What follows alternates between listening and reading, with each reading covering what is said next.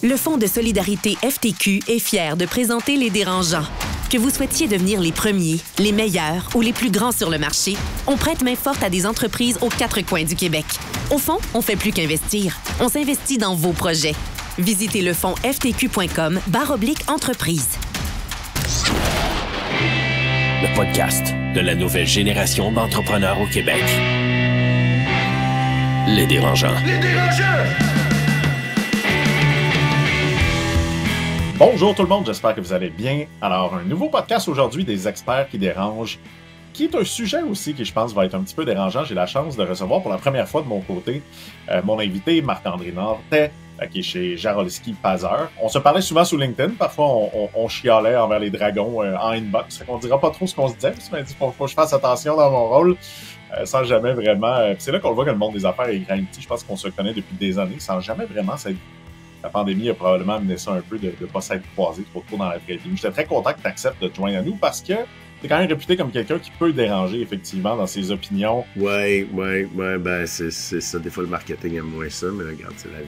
Ouais, puis je te voyais répondre justement sur un post LinkedIn cette semaine à quelqu'un justement qui avait une opinion un petit peu forte sur justement, si je me rappelle bien, c'était les... C'était quoi sur lequel t'as répondu cette semaine? C'était sur... c'était sur... C'est ça, puis c'était sur l'entrepreneuriat, puis c'est sûr que la personne ne connaît pas les ramifications de cette situation. Elle ne connaît pas la situation personnelle, ne connaît pas la situation au complet, puis c'est juste trop facile de lancer quelque chose d'assez générique. Puis là, t'es comme, ouais, attends une petite minute, puis après ça, je lui ai dit, je sais pas si c'est comme, c'est une bonne perspective pour toi, tu sais. Puis après ça, il y a d'autres gens qui m'ont écrit, puis ils étaient comme, wow, shit, c'est vrai, t'avais raison, je trouvais qu'il était un peu comme ça. Je suis comme, ok, mais c'est correct, là, tu sais, faut juste que tu fasses attention, puis c'est comme, on dirait que c'est comme t'aurais besoin d'un conseiller là-dedans aussi. Ouais, effectivement. Fait qu'aujourd'hui, on rentre dans un sujet, en fait, qui, je pense, est important pour tous, parce que statistiquement parlant, je regardais tout à l'heure, 52% des relations vont y passer. Donc, on est rendu, en fait, que vous avez plus qu'une chance sur deux d'arriver à ce niveau-là, puis ça va être la gestion du divorce. Évidemment, d'un point de vue de l'entrepreneur, parce que c'est beaucoup avec des entrepreneurs que tu mets.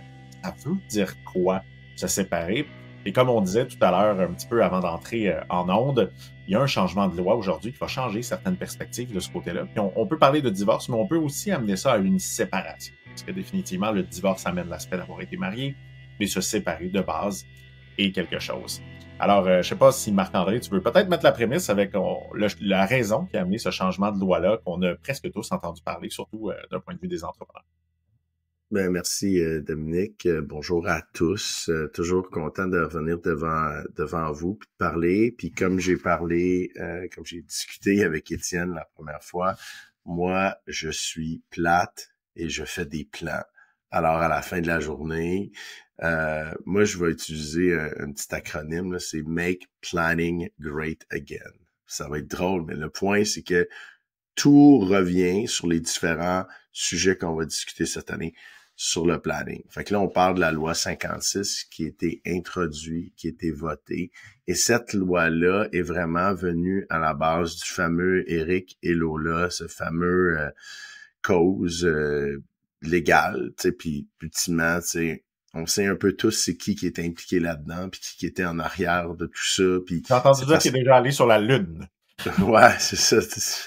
Puis pas ça. Puis la personne qui backait l'autre personne, c'était comme le nouveau chum de cette personne-là. Fait que tu sais, c'était deux personnes avec des moyens financiers extraordinaires. Puis je pense que le gouvernement a dit que c'est de l'acharnement légal pour ultimement sur des choses, mais à la fin de la journée, c'est tout le concept de on va retirer des gens de la loi 56. Là. Si t'es déjà marié, t'as déjà des enfants, ça s'applique pas à toi. C'est si t'as des enfants, mais t'es pas marié, puis t'es dans une union, ce qu'ils veulent créer, c'est une union parentale.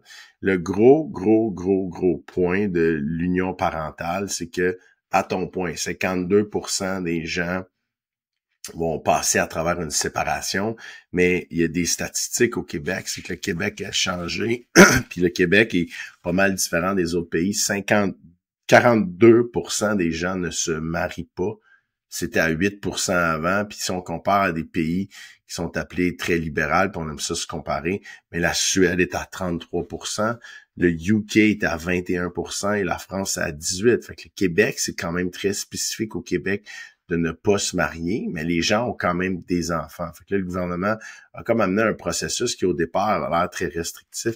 Mais dans le fond, c'est de créer un concept de patrimoine familial. Puis le mot patrimoine familial s'applique autant dans les gens qui sont mariés et des gens qui sont dans l'union parentale. Mais il y a une différence entre quel va être le patrimoine d'une union parentale, puis quel va être le patrimoine familial de gens qui sont mariés. La grosse différence, c'est qu'à la base, les gouvernements veulent garder un certain concept de maison pour les enfants. Fait que tout ce qui est maison avec un S, auto et meubles, c'est dans les deux concepts de patrimoine familial. Mais le patrimoine parental s'arrête à ça. Tout ce qui est REER, CELI, compte de banque, entreprise, n'est pas impliqué dans le patrimoine de l'union parentale qui est la nouvelle loi 56. Les dérangeants sont propulsés par Astérix, la cellule d'entrepreneuriat innovant et de capital de risque de Québécois. D'une offre de financement à des programmes d'accompagnement pour les startups, Astérix soutient les entrepreneurs bâtisseurs au facteur X, proposant des solutions innovantes et durables qui façonnent nos réalités. Audace et humain avant tout, visitez astérix.vc. Ce qui veut dire, si je comprends bien, Marc-André, pour l'entrepreneur, il n'y a pas un gros impact de la loi 56. Évidemment, il y a la maison et tout là, qui fait partie de notre patrimoine, mais ça ne touchera pas son entreprise, ça ne touchera pas ses placements, ça ne touchera pas, en fait, ce qui est à l'extérieur de sa vie personnelle avec l'application de cette nouvelle loi-là. C'est ça. Puis, ultimement, au niveau, parce qu'avant ça, c'était un concept de dire, bon, ben, t'as-tu une union civile ou t'as un mariage. Puis après ça, quand tu t'en vas dans le mariage, tu désignes un peu le régime matrimonial que tu peux avoir dans tes biens. Puis là, c'est un peu là que le devil's is in the details, là, tu sais, vraiment dans le concept que d'une base, tu peux dire, bon, on se marie, on met tout dans le même pot, ce que j'avais avant, ce que j'avais après, tout s'en va là-dedans. Mais tout s'en va là-dedans, les actifs, puis les passifs aussi, puis tu maries tout ça, puis là, tu deviens à détenir 50-50. Puis ça, c'est souvent le régime matrimonial que les gens sont comme, tu sais, puis c'est le fun qu'on se parle, tu sais, tous les parts de famille, t'as une famille. Moi, je suis single, 43 ans, pas d'enfant. Fait que, tu sais, je veux dire, c'est le fun qu'on débatte du concept du mariage. Ben, on débat du concept du mariage, mais de l'aspect technique de tout ça, là. Puis, moi, ça me fait rire. Mais le point, c'est que, fondamentalement, tu sais, tu te rends compte à 20 ans, t'es en amour, t'as pas de scène, t'as rien, ok, parfait, l'union part, puis tout ça, mais tu supposes que ça va aller autant lui ou elle ou les deux, n'importe quel type de couple, là, homme-femme, femme-homme. Le point, c'est que tu pars sur ça et tout est ensemble. Et quand tu deviens plus vieux, là, tu as deux autres types de régime matrimonial qui est une société d'acquet. Puis là, c'est-à-dire, ben, qu'est-ce que tu avais avant reste à toi. Puis qu'est-ce qui va croître dans le futur à deux? Ben là, ça va être une question de séparation de biens. Fait que ça, c'est le type de régime matrimonial qui est quelque chose qui va peut-être venir dans le futur à discuter, mais ça revient au point que dans tout type d'union, ben souvent, il y a le concept de parler de cette visibilité-là, des choses qu'on a, des choses qu'on n'a pas. Puis là, il y a beaucoup de gens, tu sais, une thématique qui revient beaucoup, de contexte de dépendance, de créer, tu sais, indirectement ou directement, créer une certaine type de dépendance financière, que ce soit aux revenus, que ce soit aux actifs. Mais si tu le discloses, puis tu sais qu'il y a tu sais, la balance du pouvoir monétaire dans le couple, elle est pas divulguée, elle est pas discutée, ben ça peut peut-être venir te rattraper plus tard parce que ça peut créer des frictions, des frustrations. Fait que c'est de parler de ces choses-là avant, mais c'est presque d'entrer dans cette relation à savoir c'est quoi ton bilan quand tu rentres dans une relation. Tu sais, souvent les gens vont dire c'est quoi ton baggage, là, ok, ouais. Oui, c'est vrai. J'ai un ex. C'est ça, j'ai un ex. Mais t'as ton baggage financier que t'amènes avec toi aussi, là. Ah, ben oui, j'ai plein de dettes de carte de crédit, puis j'ai des dettes d'école, ou j'ai super plein d'actifs. Moi, il y a des sujets qui reviennent souvent avec mes clients, c'est de dire, ok, j'ai fait de l'argent, j'ai vendu ma business, je veux que cet argent-là aille à mes enfants, mais je veux que mes enfants soient protégés si eux se divorcent, que l'argent que la famille, mettons, Smith, elle a fait, elle reste dans le lignage de la famille Smith, puis il n'y a pas une dilapidation d'actifs parce qu'il va y avoir des divorces ou des séparations. Puis après ça, c'est sûr que l'outil numéro 1, puis c'est pour ça que, tu sais, moi, avant de commencer mon travail en gestion de patrimoine, moi, la position, la job de notaire, je me suis dit, ça s'est rendu, c'est encore utile, un notaire, tout ça. Ouais. Laissez-moi vous dire que dans le concept qu'un notaire, c'est pas juste tu pars chez le notaire parce que tu t'as acheté une nouvelle propriété. L'aspect du notaire dans les termes légaux de l'établissement d'un testament ou contrat de mariage ou toutes ces choses-là. Moi, j'ai une personne à l'interne, puis s'appelle Diana, puis honnêtement, on se parle beaucoup parce que ça devient des discussions qui sont des sujets qui ont l'air soft, mais qui ont peut-être une implication long terme tellement gros que tu le sais pas. Fait que c'est intéressant d'avoir des experts qui te supportent sur ça. Fait que c'est... Selon ton avis, Marc-André, je suis un entrepreneur. Ouais. Je lance ma business. Je devrais me marier ou pas? Tu sais, au-delà de l'amour, là, parce qu'on va enlever un peu... C'est parce que l'affaire, c'est que tu peux indirectement être marié parce que si ça fait, tu peux être conjoint de fait. Fait que, là, le point, c'est que, là, ça devient comme, tu restes un an avec quelqu'un, ok? Même si tu restes un an avec quelqu'un, t'es pas marié, mais t'as quand même, tu peux devoir certaines choses après un an, c'est conjoint de fait, mais tu vas dire, ben, tu vas avoir une entente à l'amiable de dire, bon, on a resté ensemble, on n'a pas eu d'enfants. Le point, c'est que la vieille prémisse de dire, on n'est pas marié, mais là, on a des enfants. Ouais, mais là, des enfants commencent à avoir des implications un peu plus grandes parce que les gens disent, moi, je me marie pas parce que pour moi, c'est pas dans mes valeurs, c'est pas dans ma religion, puis tout ça. Ben là, indirectement, aux yeux de la loi, tu commences à être pas mal plus lié financièrement que tu pensais l'être, puis c'est un exit qui est peut-être pas aussi facile que tu pensais. Là, t'sais. Moi, souvent, quand je parle à des entrepreneurs, on parle souvent de ce qu'on nomme le prenup, le contrat de mariage dans lequel on peut définir des choses. À quel point...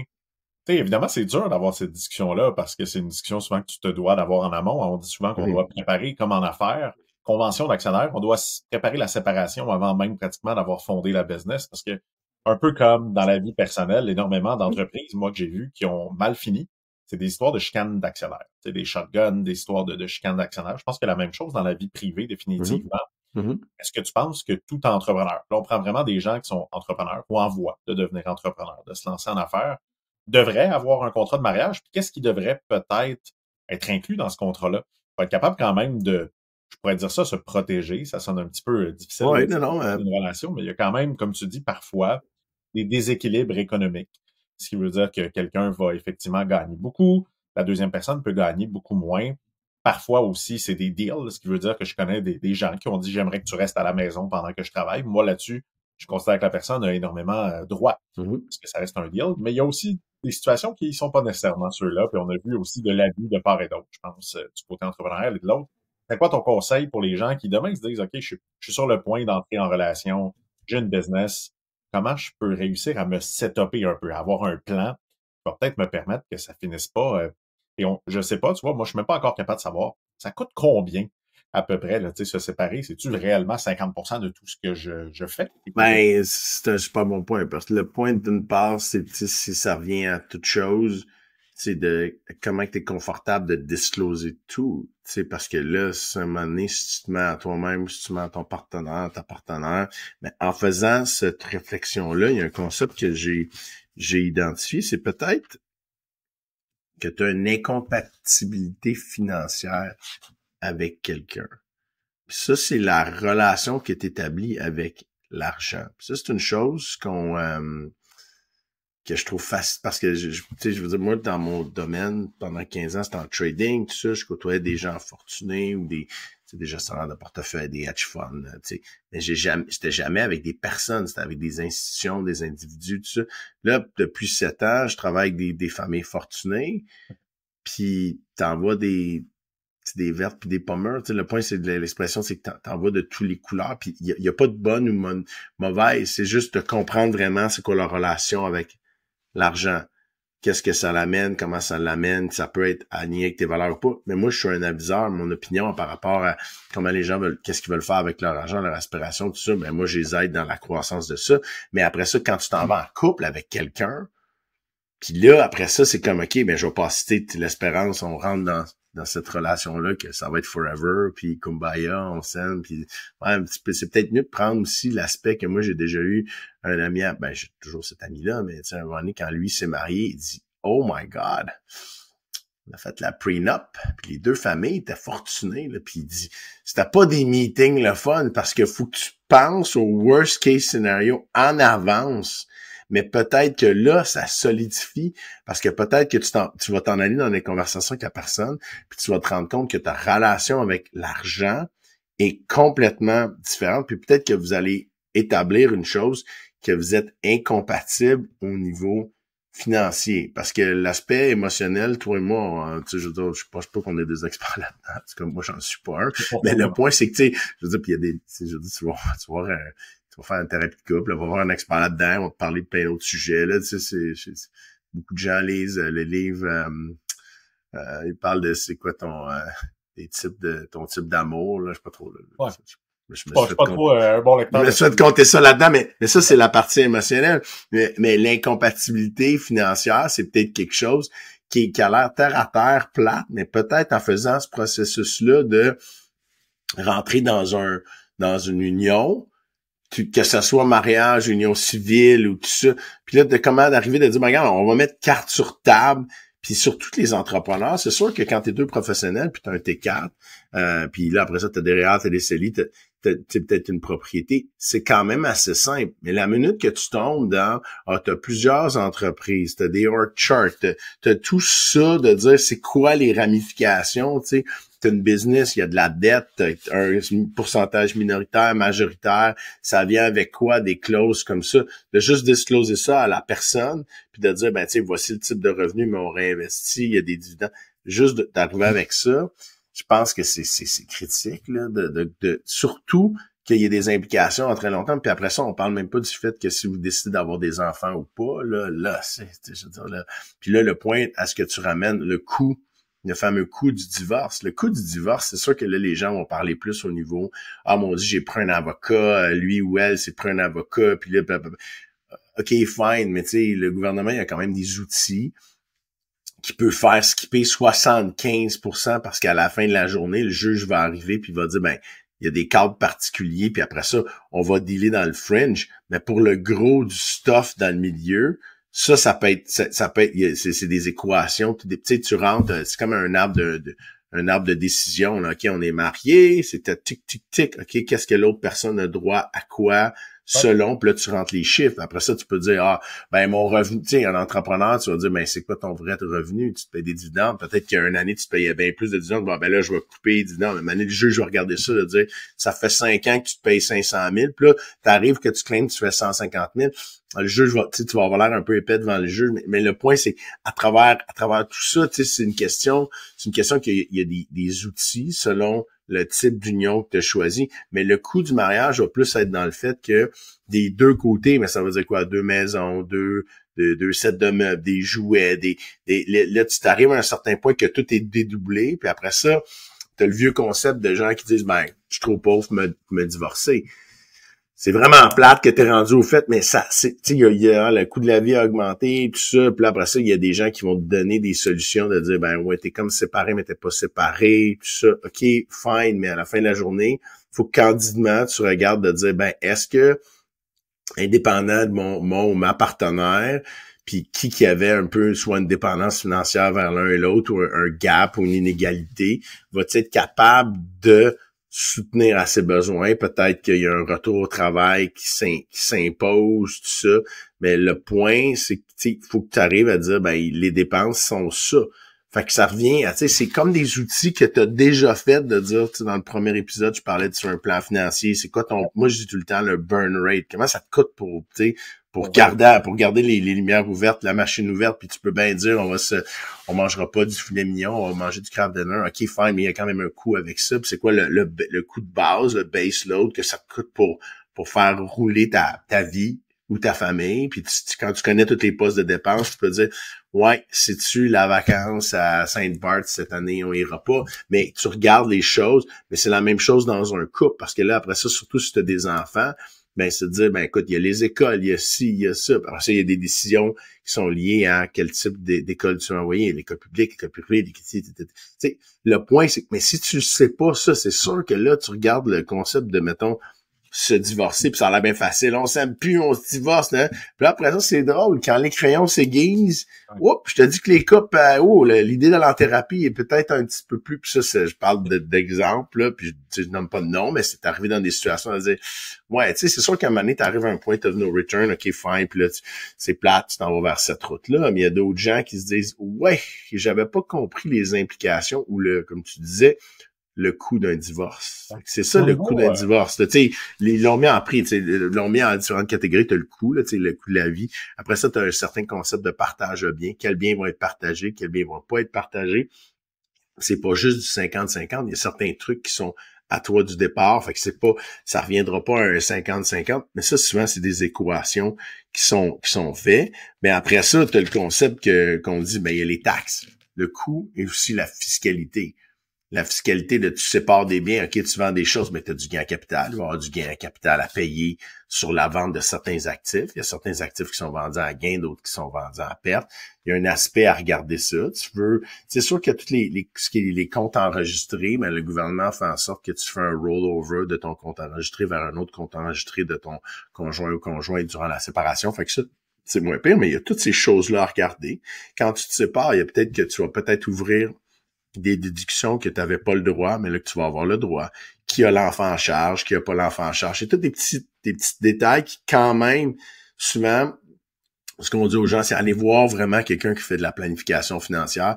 Puis même avant de vous divorcer ou dans le processus de divorce, les deux côtés. Tu sais, parce que moi, des fois, ce qui arrive, c'est que je suis un client, puis le conjoint ou la conjointe, ben j'hérite de ce client-là parce qu'ils sont en couple, là, ils se séparent, puis je leur dis, tu sais, j'ai pas de parti pris, là, je peux toujours gérer votre argent, mais si vous vous sentez mal à l'aise de travailler avec moi parce que j'étais plus ami avec votre femme ou avec votre mari, tu sais, ben ok, vous avez choisi votre équipe, j'ai pas de problème, mais moi je leur conseille que je leur donne, je dis, trouvez-vous quelqu'un qui est un bon planificateur financier parce que les deux côtés vont arriver à la table de négociation avec des plans. Après ça, ils vont s'ostiner sur peut-être les hypothèses ou les valeurs, mais au moins, chacun des deux côtés va arriver outillé dans la négociation puis dans l'outil au même niveau. Fait que ça, c'est l'aspect fiscal. Ben après ça, tu as l'aspect, comme tu parlais, de la protection. Protection, ce qui va être important, c'est toutes les choses qu'on a ensemble. Mettons les cartes de crédit, les lignes de crédit. Si tu es co-emprunteur, ben tu sais, à un moment donné, si la carte de crédit à ton nom, mais t'as l'autre personne sur sur la carte de crédit, puis la personne se met à dépenser, ben il y a des choses que le juge peut dire non, c'est toi qui as fait ces dépenses-là, ou sinon, peu importe, c'était ta carte, tu l'as pas cancellée, ben c'est toutes des petites technicalités comme ça à regarder. Fait que ça, c'est. On parle du coût, là, ça. Un point que je trouve important, l'entreprise. Parce que tu sais, souvent aussi, on s'entend comme entrepreneur, mon plus gros actif aujourd'hui, c'est une entreprise. Ouais. Cette entreprise-là a une valeur qui est intangible, si on pourrait le dire comme ça. Hein. Surtout, dans mon cas, c'est un peu différent parce qu'on est financé en capital risque, on est une entreprise en forte croissance, mais aussi qui n'est pas une entreprise qui verse des dividendes, etc. Ce qui veut dire que la valeur de l'entreprise est principalement basée sur l'offre et la demande du marché. Fait que j'ai vu la valeur de l'entreprise monter et redescendre de manière assez constante. Il y en a qui ont des entreprises peut-être un peu plus stables et établies. C'est quoi parce que, tu sais, souvent, ce que je vois les gens, c'est dire, hey, il n'est pas question que je donne une partie de mon entreprise, c'est mon entreprise. Je l'ai bâtie. Puis tu as dû en vivre, évidemment, avec ta clientèle, des situations comme ça. Demain matin, je possède une entreprise. Disons 50% ou 100% de mon entreprise, que ce soit le plus simple. Je me divorce. Est-ce que ma conjointe devient actionnaire de l'entreprise? Est-ce que je dois lui racheter des actions? Comment ça fonctionne? Ça va dépendre du régime matrimonial que tu as fait. Puis après ça, le point, c'est que dans ton régime matrimonial, tu as toujours le droit de opt-in, opt-out sur une négociation. De dire, ben écoute, c'est mon entreprise, je t'en donne pas une partie. Puis ben là, ça se peut que ton conjoint ou ta conjointe, ben écoute, je débarque de cette histoire-là. Tu sais, il y a un certain point, mais après ça, toi, tes actionnaires, ils veulent être en business avec toi, ils veulent pas être en business avec ton conjoint ou ta conjointe, ils veulent avoir des protections que si, mettons, il y a un divorce, mais là, il n'y a pas comme un nouvel actionnaire qui rentre. Fait que ça va être une question de convention d'actionnaire, puis ça devient des questions légales. Je sais que j'ai ça dans mes assurances-vie. Entre autres, je pense pas qu'il y a des assurances, genre, il y a pas d'assurance divorce que si tu divorces, t'as comme un edge par rapport à ça. Non, ouais, mais le point. Ouais, c'est ça. Là, je suis pas sûr qu'il y a beaucoup de gens qui diraient « Hey, je vais bêter contre notre divorce. » Parce que, tu sais, le point, c'est qu'il y a beaucoup de gens qui vont dire que l'assurance vie, c'est bêter, c'est prendre un bet contre la mort. Mais le point, c'est que il y a deux certitudes dans la vie. Tu vas payer de l'impôt puis tu vas décéder. Là. À moins que... Le divorce, ça demande. On est rendu à 50 000. Ouais, c'est sûr. C'est juste dire de comment que l'assureur veut pricer les primes puis les taux de divorce. Mais le point, c'est qu'après ça, ça devient c'est comme mettons, tu es actionnaire de ton entreprise, t'as une assurance cross-shareholder parce que si tu décèdes, ben, les actionnaires veulent avoir un paiement qui va payer le rachat, tout ça. Mais des fois, moi, c'est arrivé dans des conversations que les actionnaires institutionnels disent « Ah non, ben, je parle nous autres à payer ça, je vais à ta minute, là, la business, ça vaut, mettons, 1 milliard, puis vous êtes au bat pour 300 millions. » Puis vous voulez c'est correct, mais c'est juste un risque, là, c'est la gestion des risques, que ça devient un peu, ben vous pouvez courir ce risque-là, puis ça va arriver, ben tout le capital où vous allez avoir à gérer la business avec un ou une ex-conjoint qui connaît rien de la business, mais qui détient un gros pourcentage, que c'est un gros minoritaire, puis ça va peut-être affecter la croissance future, ça affecte la valeur future, mais le point c'est que c'est un risque, vous pouvez l'edger ou pas. Pour ce qui est du divorce, c'est vraiment mettons, tu pars une entreprise, t'as tout 50-50 avec ton moi, je l'ai vécu dans une situation, là, les gens avaient parti d'une business, mais c'était quelque chose de tout petit qui est devenu très gros, puis il était dans un partage 50-50, fait qu'il y a eu besoin d'un refinancement de l'entreprise pour racheter les actions. Ils l'avaient parti ensemble. C'était une entreprise où il était... l'histoire au complet, tu sais, toujours, on l'a parti ensemble. Ça veut dire quoi, on l'a parti ensemble? Tu sais, je veux dire, t'as-tu vraiment donné puis là, après ça, tu t'ostines en cours à savoir qu'est-ce que t'as fait, tout ça. Mais tu sais, souvent, t'arrives de dire, ben, si votre contrat de mariage était une séparation égale, ben, va falloir que t'endettes l'entreprise pour faire le rachat de l'autre actionnaire dans le contexte d'un divorce. Puis après ça, c'est souvent ça que tes actionnaires vont peut-être appliquer un discount si ta situation de matrimoniale est pas complètement bien compris puis bien compris et bien défini. Ouais.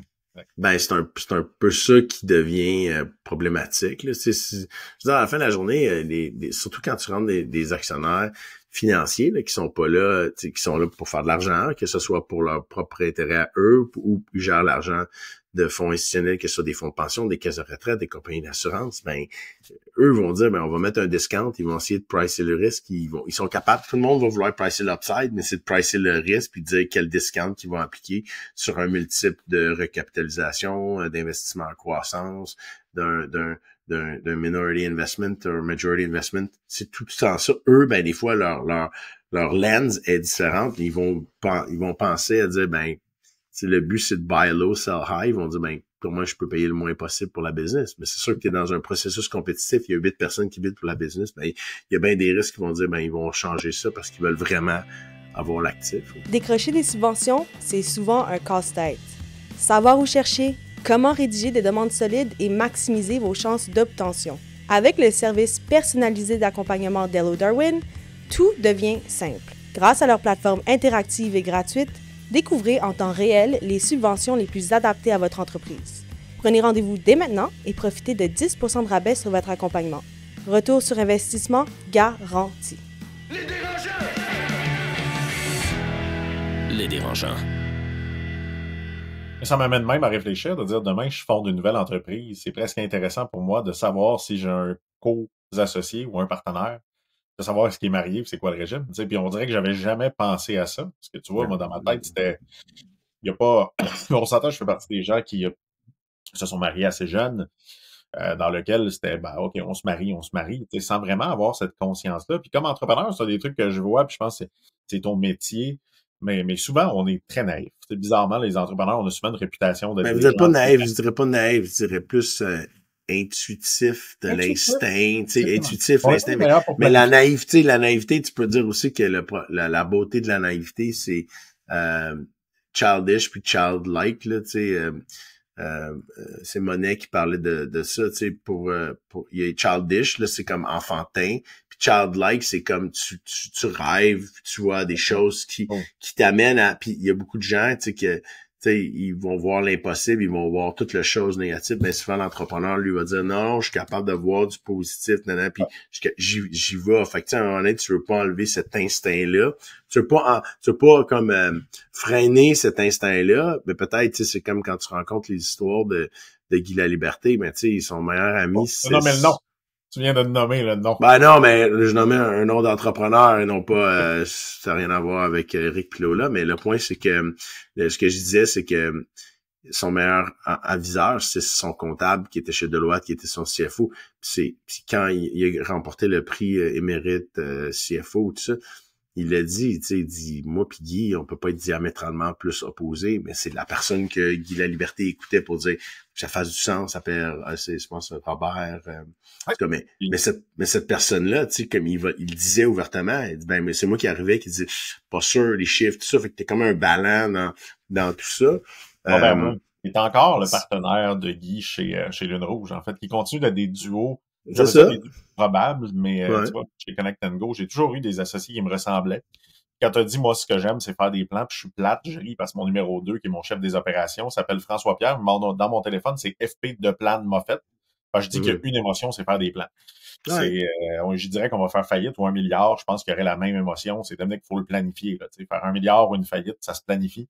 Ce qui veut dire... moi, je dis tout le temps aux gens, tu fais ton best case, tu fais ton base case, puis tu fais ton worst case. Si ça marche au worst case, les deux autres cases, ça va être du gravy. C'est une question de margin of safety, là, puis tu planifies un peu toujours pour le pire, puis après ça, ben, tu te réajustes, mais c'est la même chose que quand tu fais un plan financier par rapport aux expectatives de croissance, tes expectatives tu boostes tes dépenses, tu réduis un peu tes expectatives de rendement, puis là, ça fonctionne-tu comme ça, parfait, on va réévaluer aux 5 ans comment qu'on se réajuste, mais au moins, on s'est pas attaché à la corde au cou, là, puis si on l'amène au divorce, je pense que c'est encore une fois de la planification, ce qui veut dire que avant de rentrer en relation ou de se marier ou du minimum même d'habiter ensemble parce qu'il y a un impact, c'est d'avoir une même chose. Ben ça, tu l'as dit, habiter ensemble, c'est aussi une autre grosse décision que peut-être tu dis, ben c'est quoi tes attentes, tout ça, mais tu sais, conjoint de fait, mais tu vas donner conjoint de fait après 1 an, ça a des implications. D'avoir des discussions, je dirais, avant, qui est très important, d'être capable de parler d'argent. Moi, je trouve que je pense que tu vas être d'accord avec moi, il y a des trucs qu'on n'enseigne pas suffisamment à nos enfants, c'est la finance. Moi, c'est ce qui m'inquiète parce que moi non plus, je me suis pas fait enseigner. Ce qui veut dire qu'on a un tabou au Québec à parler d'argent, même en relation, d'être capable de dire très, très rapidement. Et pourtant, une des plus grandes causes de séparation de ce que j'avais lu, c'était l'argent. C'était des disputes sur qui paie quoi, pourquoi qui paie quoi. Une personne s'attend que l'autre paie tout, mais c'est pas nécessairement lui sa perspective. Énormément de chicanes. Fait que je pense d'apprendre à parler d'argent. Parlez-en à vos enfants aussi. Moi, c'est quelque chose que j'essaye de faire, d'enlever ce tabou-là. Ouais. Capable d'en parler, de comment ça fonctionne, mais aussi d'avoir une réflexion. C'est ce que tu m'amènes de dire, tu vois, moi, pour un divorce, si demain matin, je pensais à me séparer, je pense que j'aurais pensé à appeler un avocat. Malheureusement, parce que souvent, l'avocat peut y voir une opportunité à certains moments aussi de ce côté-là, mais j'aurais jamais pensé appeler mon planificateur financier. Ben, ça, appelle ton planificateur financier, puis après ça, des gens qui ont des équipes intégrées, on va avoir un notaire. Fait qu'on va mettre le notaire sur la ligne, puis à la base, les notaires, c'est des avocats. Mais en même temps, ils ont un rôle différent parce que c'est plus dans l'écriture de certains documents légaux. Ils sont très bons en médiation aussi. Moi, j'ai souvent vu exactement. Ils ont une capacité d'en arriver à s'éviter les frais de cours et s'éviter les... On s'entend, il y a une chose que j'ai appris en affaires et je l'ai pas vécu dans ma vie personnelle, mais il y a une chose que j'ai appris définitivement, c'est que quand tu t'en vas en litige, il y a toujours une personne qui gagne, c'est l'avocat. Au final, même si tu gagnes le cours, c'est très... Mais je dirais pas... En tout, moi, c'est sûr, mais tu sais, ils font un travail, tu sais, à un moment donné, c'est des heures, tu sais, le point, c'est qu'après ça, c'est sûr que tu peux dilapider beaucoup, tu sais, tu parles du coup, tu peux dilapider beaucoup du patrimoine familial en frais d'avocat parce que, ultimement, les deux côtés veulent pas mettre de l'eau dans son vin, mais à la fin de la journée, l'avocat, tu l'appelles, mais, tu sais, il fait son travail, puis moi, je respecte le travail, mais ce que j'ai souvent vu, puis j'ai vécu des litiges commerciaux, dans lesquels, au final, évidemment, l'avocat veut chercher la chicane, te pousse un peu à chercher la chicane, ça dépend du type d'avocat. Il y a des avocats plus litigieux, comme on dit, que d'autres, qui vont pousser un peu ça. Et tu te dis, à la fin, j'ai gagné ma cause. Et quand tu regardes, OK, c'était une cause de 500 000, j'ai dépensé 400 000 d'avocats. Donc, définitivement, oui, tu as eu gain de cause, mais il y a une personne qui s'est enrichie plus que l'autre par ta faute, parce que tu as décidé d'y aller. Donc, j'aime l'idée d'avoir un planificateur financier et de savoir, toujours de savoir dans quoi on s'embarque, je pense, avant. Malheureusement, parfois avant. Puis quand je disais naïf, c'était pas positif, c'était pas négatif. C'est que moi, j'ai vu beaucoup d'entrepreneurs pour lesquels on n'est pas les meilleurs en plan. on est, comme tu dis, à l'instinct, on est souvent un aspect visionnaire. Donc, cette nécessité-là, justement, de dire, ben, on a besoin d'un plan, on a besoin de savoir, besoin d'être accompagné. Moi, j'ai dit, un entrepreneur se doit de s'entourer, effectivement, de planificateurs financiers, de conseillers, de gens qui vont être capables, surtout quand vous commencez à avoir un certain succès. Ouais. Mais je parlais dernièrement d'un entrepreneur qui est sur le point d'avoir un très gros succès. Son entreprise va dépasser le 100 millions, mais qui se sent encore petit comme entrepreneur. Puis souvent, je disais, ben, c'est le bon moment. Il faut que tu appelles un planificateur, il faut que tu planifies la suite. Et il repoussait toujours ce niveau-là. Puis moi, je pense qu'il faut le faire tôt. Très, très tôt. Dès le Ben, c'est moment. intéressant que tu dises ça parce que dans le podcast, il y a eu le feedback des entrepreneurs après, puis Farnell, qui est une amie, elle dit, ah non, c'est pas le temps pour moi, non. Je suis comme, Farnell, en plus de ça, t'es en couple, tout ça. Là, le plan fait encore plus de sens dans le concept qu'on parle de divorce, d'union, tout ça. Juste d'avoir ça, peut-être que les chiffres seront pas à la hauteur que tu veux. Tu dis, mais c'est parce que si tu utilises un peu les projections, puis à un moment donné, c'est quelque chose juste à comprendre, que ça se peut que ça se réalise pas, mais tu peux faire différents scénarios, comme je te dis, base. Ouais, ça coûte rien. C'est la bonne nouvelle. Mais ça coûte rien quand tu fais affaire avec une firme. C'est intégré dans le processus. On s'en va tout vers là, dans de la gestion intégrée dans tout ça. Puis comme je dis... La fiducie est un bon exemple. Moi, j'ai su un peu trop tard c'était quoi une fiducie, ce qui veut dire qu'évidemment, si je l'avais su quelques années plus tôt, comment ça fonctionnait bien, j'aurais pu sauver énormément sur des gains en capitaux. Fait que moi, tu vois, je suis pas en accord avec Farnell. C'est pour ça qu'on dérange assez souvent. Quand j'ai écouté effectivement le feedback, j'ai dit, ben, la réalité, dès le moment, pour moi, que tu commences à faire des ventes, tu commences à avoir du financement, tu commences à avoir une vraie entreprise, il y a l'entreprise, puis il y a l'entrepreneur. Définitivement, le moi Inc. est très, très important à planifier parce qu'aujourd'hui, tout a une incidence, définitivement. Aussi, parfois, de se protéger, l'entreprise peut aller mal. Moi, j'ai vécu une faillite perso. Je peux garantir une proposition consommateur, ça fait pas longtemps que j'en suis même remis psychologiquement. J'ai écrit mon livre sur la santé mentale de ça. C'est aussi parce que j'avais mal planifié. C'est aussi parce que j'étais pas nécessairement bien entouré. J'aurais pu protéger des choses.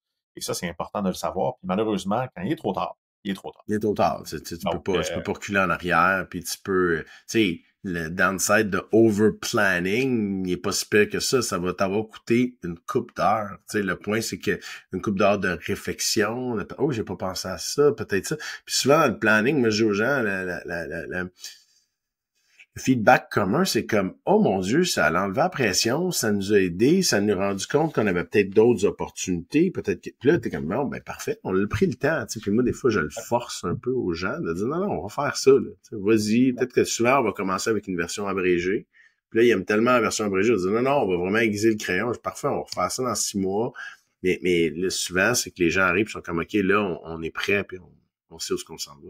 Ouais, fait que le message peut-être qu'on peut passer aux auditeurs pour terminer ça, c'est que vous soyez en gestion du divorce, que vous soyez en réflexion, que vous soyez super bien en relation, mais que vous n'avez pas travaillé un peu sur cette planification personnelle-là, faites-le. Et moi, je suis d'accord de dire, souvent, on se sent, moi, j'ai juste une entreprise qui fait 500 000 de revenus, 1 million. Ça vaut la peine. Il y a différentes tailles aussi, évidemment, de planificateurs de financiers. Je vous dirais, n'appelez pas toutes Marc-André. La réalité, c'est que... Non, mais appelez-moi parce que, tu sais, ce qu'on discute aujourd'hui, j'ai comme 5, 6, 7, 8 liens entre des liens de sources externes, sources internes. Tu sais, comme, il y a des points à penser. Quand ça arrive, il y a comme 9 étapes qu'on a identifiées, tout ça.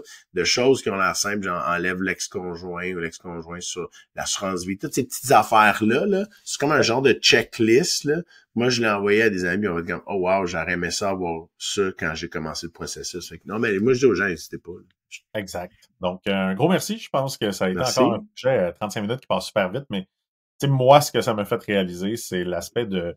C'est pas non plus une ligne droite, ce qui veut dire qu'il y a tellement de ça dépend. Ça dépend de ci. Ça dépend de ton régime. Ça dépend de qu'est-ce que tu as. Ça dépend des ententes. Ça dépend des enfants, du domicile, de qu'est-ce que tu gagnes. Ce qui veut dire que c'est impossible pour nous de tout comprendre ça, mais c'est important, avant de passer à l'acte, avant de dire, j'en suis rendu à cette étape-là de me séparer, ben, d'aller chercher de l'information, parce que définitivement, ça peut avoir un impact sur votre entreprise, ça peut avoir un impact sur vous. On va pas dire ici de pas vous séparer si vous êtes malheureux, c'est pas ça le plan, mais de savoir dans quoi vous embarquez définitivement, l'impact que ça pourrait avoir sur vous, vos enfants et la famille. Je pense que c'est crucial de le faire. Alors, un gros merci, Marc-André, d'avoir un petit peu rendu ça un petit peu plus clair. Et pour les gens qui ont des questions, ben Marc-André est sur LinkedIn, toujours disponible, il le dit, vous pouvez lui envoyer un petit message, de hey, moi je suis en train de planifier ça, j'ai pas de planificateur. Très, très intéressant à ce moment-là de pouvoir solliciter des experts qui vont être capables de vous aider. Et continuez à suivre les dérangeants parce qu'on va continuer à avoir des opinions et avoir des discussions comme ça qui peuvent déranger un peu. Alors, un gros merci et on se revoit prochainement pour un autre épisode des Dérangeants. Les Dérangeants. Philippe Rafal, bienvenue. Bonjour. Fondateur de Novo Power. Exact. Ça fait combien de temps maintenant que vous êtes en affaires? Bon, en fait, on a commencé la première fois il y a 15 ans, mais il y a eu plusieurs chapitres, ça change, avec des pivots assez Donc, avec importants. des pivots, là. Puis là, vous êtes Novo Power depuis 3 ans, Ben, 7 chapitres, je dirais, depuis maintenant 5 ans. 5 ans. Puis, en 2 phrases, comment est-ce que vous pouvez me décrire la nature de vos services? On développe une technologie pour permettre aux industries de valoriser l'énergie thermique, la chaleur qu'ils n'ont pas besoin, en forme d'électricité. Autrement dit, de convertir, de recycler l'énergie qui allait autrement aller envoyer aux oiseaux, à l'air et à l'eau, pour convertir en électricité, pour réduire leurs besoins en électricité. En fond, c'est de reprendre leur chaleur, la convertir pour créer moins d'électricité. Pour avoir besoin de moins d'électricité, effectivement. Et donc, ça réduit leur coût en électricité. Oui. Ça réduit aussi les émissions de gaz à effet de serre associées avec ce qu'ils ne consomment pas. Et finalement, c'est un aspect de l'économie circulaire. Puis, c'est quoi votre client type? Dans ce premier temps, ce sont les centres de données, les data centers, Oui. qui consomment des quantités de plus en plus vastes d'électricité. Oui, c'est phénoménal, là. Exact. Et 100% d'électricité qu'ils consomment devient chaleur et est envoyée aux oiseaux. Alors, en récupérant cette chaleur et convertissant, avec un taux de conversion quand même modeste, mais quand même, ça réduit significativement Oui. leur besoin d'électricité. Puis c'est quoi, avec l'entreprise, la trace que vous voulez laisser derrière vous? Bon, tu sais, nos sociétés, on a un très grand problème. On consomme beaucoup trop. C'est un problème de ressources de tout temps, de toutes sortes, et évidemment de gaz à effet de serre aussi. Alors, je pense que le chaleur, les rejets thermiques sont 50% de toute l'énergie qu'on utilise. C'est vraiment hallucinant comme quantité. Oui, puis j'ai su, tu sais, avec juste l'intelligence artificielle, les serveurs que ça l'utilise, on rend ça exponentiel en ce moment, là. Oui. Alors, si on peut quand même réduire ce gaspillage un peu, c'est ça, c'est notre objectif. Puis, qu'est-ce qui a été l'étincelle pour vous à dire, c'est ça que je dois faire? Bon, je travaille depuis longtemps dans les questions entourant les réseaux électriques, la planification, les ressources. Et c'est quand j'ai su justement l'énormité de cette ressource qui est la chaleur fatale, les rejets thermiques, que je me suis dit, plutôt que simplement écrire des rapports que personne ne lit, ce serait vraiment intéressant de faire quelque chose qui a un effet réel. Puis, Philippe, j'aimerais savoir, ça a été quoi la décision la plus difficile à prendre jusqu'à maintenant dans votre parcours entrepreneurial? Je ne sais pas comment répondre.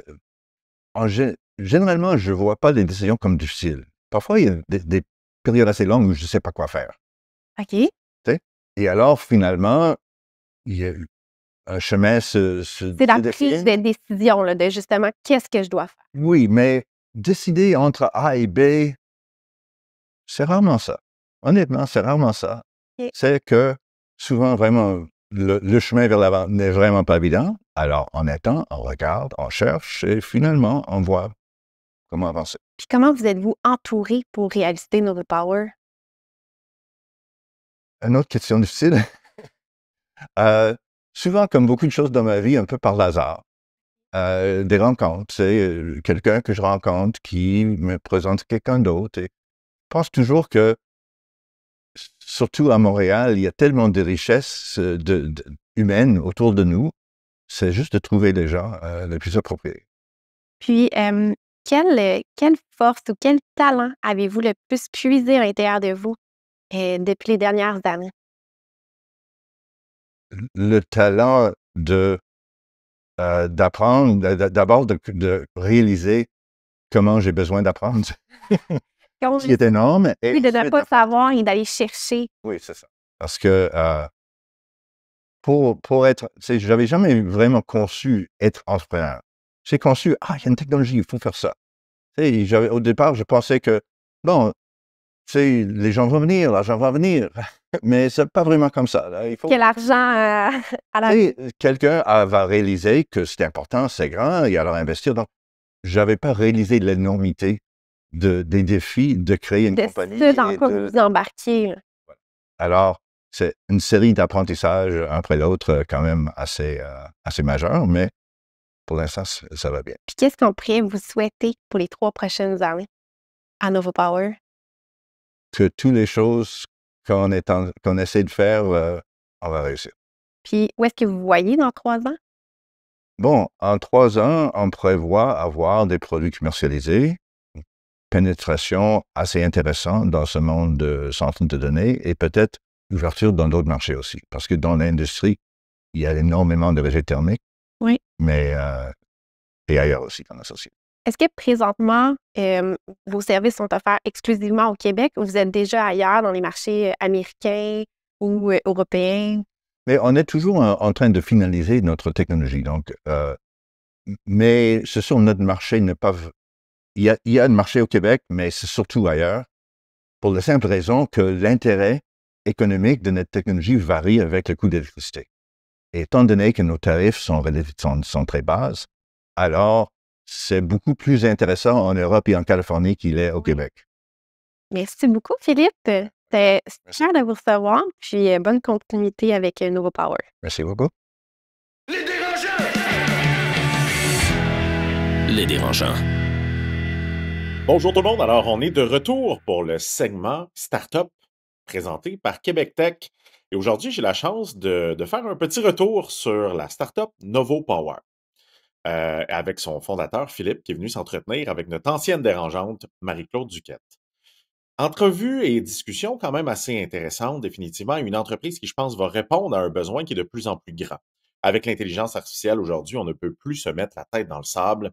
Définitivement, l'énergie qui est consommée par les centres de données cause énormément de problèmes ou de potentiel au niveau de la planète et sur le futur de notre planète, qui est certainement un sujet qui, pour la majorité d'entre vous, vous tracasse ou vous inquiète un peu.